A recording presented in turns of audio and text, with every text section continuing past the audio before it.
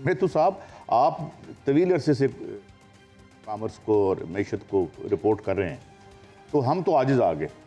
मुझे लगता है कि जो आल माइटी हैं, ये जो IPPs हैं और यही खुद मुख्तार हैं, यही सॉवरन हैं। मुझे लगता है कि सॉवरन रियासत नहीं है, IPPs कोई असर नहीं होता, कोई टच नहीं, अनटचेबल है। साहब ये आप एक जुमला मैं इस पर बोलते तो आपकी सारी गुफ्तगू पे जो आपने शुरू में फरमाई कि ये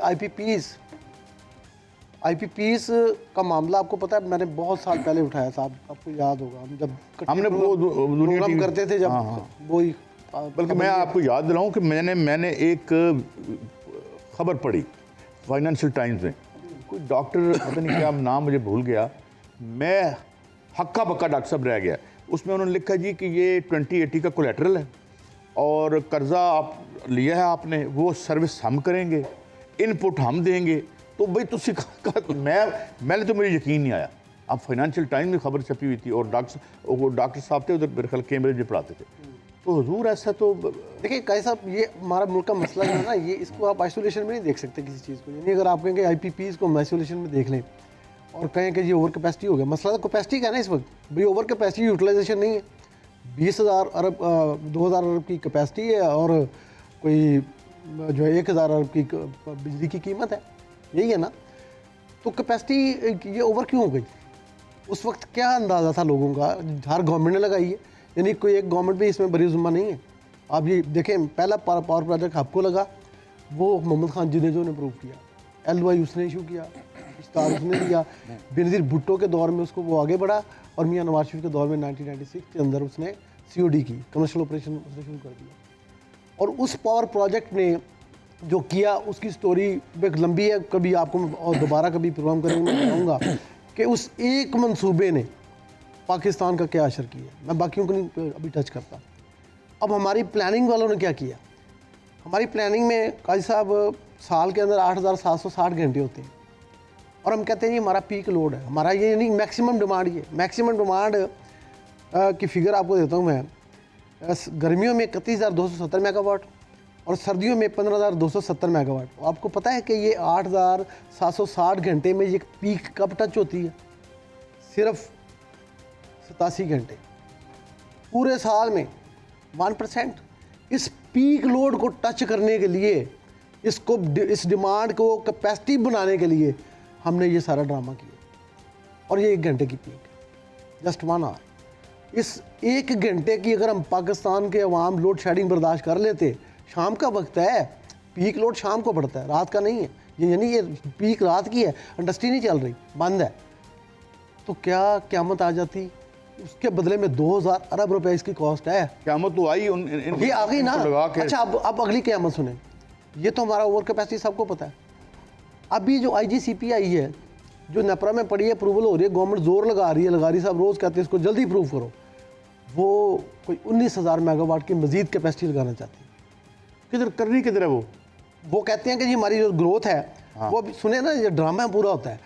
ये ड्रामा ये है कि वो कहते हैं हमारी ग्रोथ रेट होगी 3.52% से 6.37%, ये IGCP के पीरियड में 2035 तक। इसकी गारंटी किधर है ये ग्रोथ हो? हम तो 2-2.5 पर देखिए ना। आपकी पूरी मैशत जो है, अगर आप एग्रीकल्चर सेक्टर को लें, ये एग्रीकल्चर जो एग्री इंडस्ट्री है, एग्रीकल्चर के ऊपर ही चल रही है ना।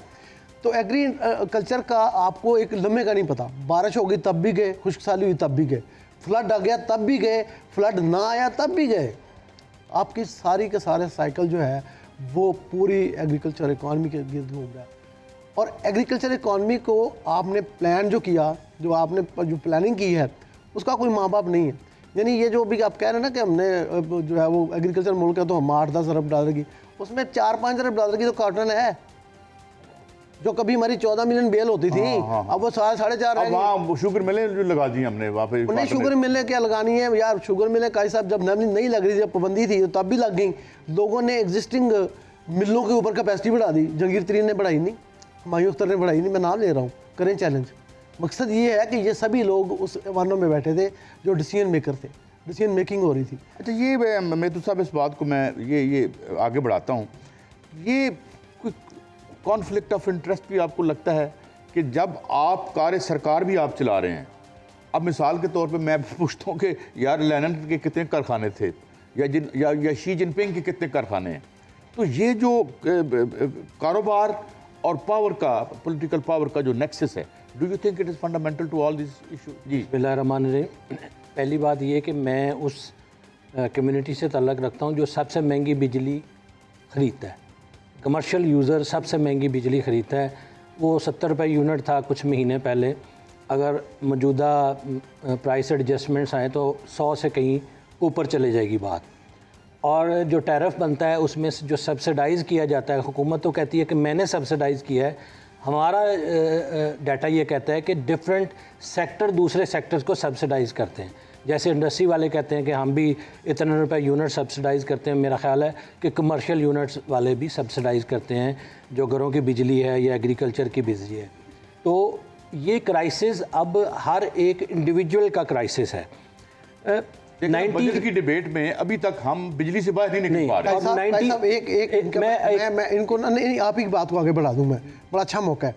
ये कह रहे हैं सब्सिडाइज, जिसको क्रॉस सब्सिडी, जो इंडस्ट्री क्रॉस सब्सिडी दे रही थी ना काई साहब, 102 अरब की लास्ट रह गई थी, वो विड्रॉ हो गई, वो भी अब दूसरों पे पड़ गई, कमर्शियल्स पे चल गई। ठीक है, अब कमर्शियल का आप पता 90 अरब देते हैं साल का, और जो 300 यूनिट से ज़्यादा इस्तेमाल करने वाले घरेलू सार्फिन हैं वो 93 अरब देते हैं। जो बल्क सप्लायर हैं, जो बल्क परचेज़ करते हैं, वो 45 अरब देते हैं। जो जनरल सर्विसेज लेते हैं वो 35 अरब देते हैं और बाकी लोग देते हैं। अब ये टोटल जो सब्सिडी है काई साहब, ये है 527 अरब रुपए की। इसका ब्रेकअप ये है कि इसके अंदर जो हम कंज्यूमर, बल्क वाले, घरेलू, कमर्शियल और बाकी, ये देते हैं 279 बिलियन, 280 अरब लगाए ये देते हैं उनको जो जिनको सब्सिडी मिल रही है। यानी ये जो आप कह रहे हैं लाइफ लाइन कंज्यूमर है या जो 100-200 यूनिट से कम, ये उनको जा रही है। अब गवर्नमेंट दे रही है 248, ये मुझसे लेके उस तरफ दे रही है और अपना उसका शेयर कम है। गवर्नमेंट तो सब्सिडाइज कुछ नहीं कर रही ना, वो तो कंज्यूमर चल रही। तारक साहब 90 अरब रुपया कंट्रीब्यूट कर रहे हैं। अब इंडस्ट्री की बिजली जो है अब इस वक्त कम्पिटिटिव है। मैं मसलन कि ये फिगर मेरे पास बिल्कुल ऑथेंटिक 9.4 सेंट पे है। इंडिया जो है वो 9.9 सेंट पे है, श्रीलंका 3.8 और बांग्लादेश 8.1 सेंट। हम कम्पिटिटिव हो चुके। इंडस्ट्री जो क्रॉस सब्सिडाइज कर रही थी वो ख़त्म हो गई तारक साहब, वो फिनिश हो गया काम। अब रह गया है 300 यूनिट से ऊपर वाला कंज्यूमर और कमर्शियल, और बाकी बल्क वाले थोड़े। लेकिन यार ये क्या तरीका है? यानी मैं समझता हूँ कि इंडस्ट्री को आपने सपोर्ट दी है तो इंडस्ट्री चलेगी। ग्रिड के अंदर अब बिजली बढ़ी है, कैप्टिव पावर विड्रॉ हो गए और ग्रिड पे आए हैं, तरीकाकार ठीक हुआ है। ये नहीं कि हम सारा कुछ लुटाते जाएँ, ऐसी बात अच्छी नहीं होती। मैं जर्नलिस्ट हूँ, मेरा काम है फैक्ट्स बताना। मेरा काम ये नहीं है कि ये पार्टी को पॉपुलर करना या उसको अनपॉपुलर करना, मेरा काम ये नहीं है। मैं आपको फैक्ट्स बता रहा हूँ। अगर हुकूमत के फेवर में जाती है तो जाए, और अपोजिशन की फेवर में या दूसरे लोगों की फेवर में जाती है तो जाए यार बिजली। इसमें ये इन्होंने जो बात की है ना, अब इसका एक और पहलू देख लें। जब मेरे से 90 अरब की सब्सिडी और मेरे से सबसे महंगा यूनिट आप बाय कर मुझे दे रहे हैं, साथ में मुझे कह रहे हैं कि चूँकि यूरोप में, अमेरिका में और जहाँ जहाँ हम 6 घंटे से ज़्यादा फ़्लाइट लेके जाते हैं, वहाँ 8 बजे से पहले दुकानें बंद हो जाती हैं, आप भी बंद कर दें। बिजली मुझे महंगी देनी है, बिल मेरा महंगा कर दिया। जिस पीक आवर्स पे जब कस्टमर आना है, आपने मुझे काम नहीं करने देना, और मुझे काम नहीं आपने करने देना। आप एक्चुअली जितनी इकॉनमी है, जहाँ से प्रोडक्ट ने मनी में कन्वर्ट होना है, मैंने कपड़ा बनाया, गाहक लेगा, पैसा देगा, पैसा किधर जाएगा? टैक्स में जाएगा, सैलरी में जाएगा, दोबारा री इन्वेस्ट होगा। आपने उसको बंद कर दिया। इस वक्त 2 सेक्टर ऐसे हैं जिनको कंजेक्टिवली आप चोक कर रहे हैं। One is agriculture. एग्रीकल्चर वो सेक्टर है जो हर 4 महीने के बाद पैसा प्रोड्यूस कर देता है, हर फसल आती पैसा प्रोड्यूस कर देती। Second is retail. आपके धुंध होगी, बंद कर दो, फॉग होगी, बंद कर दो, जुलूस आ गया, बंद कर दो, हमारा दिल कर रहा है आप बंद कर दो। तो आप जो 2 सेक्टर के पाइप में से पानी गुजरते के ऊपर पाँव रख देते हैं हर 3 महीने के बाद, उसके बाद आप कैसे एज्यूम कर रहे हैं कि आप 3% या 4% ग्रोथ लेंगे? आप कभी ग्रोथ नहीं ले सकते। 2 कंट्रीब्यूटरी फैक्टर, एक जो आपकी लोकल इंडस्ट्री को कन्वर्ट कर रहा है और एक जो पैसा प्रोड्यूस कर रहा है। उनको पिछले 3 साल का डाटा ले लें कि आपने उसके साथ किया क्या है। फसल आती है, आप कहते हैं जी उसको सामान हम देंगे मार्केट रेट पे, लेकिन रेट डीसी साहब का होगा। और डीसी साहब क्यों रेट कम करेंगे कि आपके मेरे ड्राइवर और अर्बन लोअर क्लास को आपने सस्ता आटा, सस्ता गोश्त, सस्ता दूध देना है, लेकिन आपको रूरल लोअर क्लास के वर्कर की कोई फिक्र नहीं है। आपने वहाँ पे जाके कोई मिनिमम वेज नहीं दी, कोई उसको कंपनसेशन नहीं दी, कोई कुछ नहीं दिया, बल्कि आप उसके मालिक की फसल को आधी कीमत पे उठा रहे हैं, जितने में उसने बनाई है उससे कम में उठा रहे हैं, और उसके बाद उसे कहते हैं कि आप हमारे साथ मुज़ाकरा कर लो, तुम ना है लो।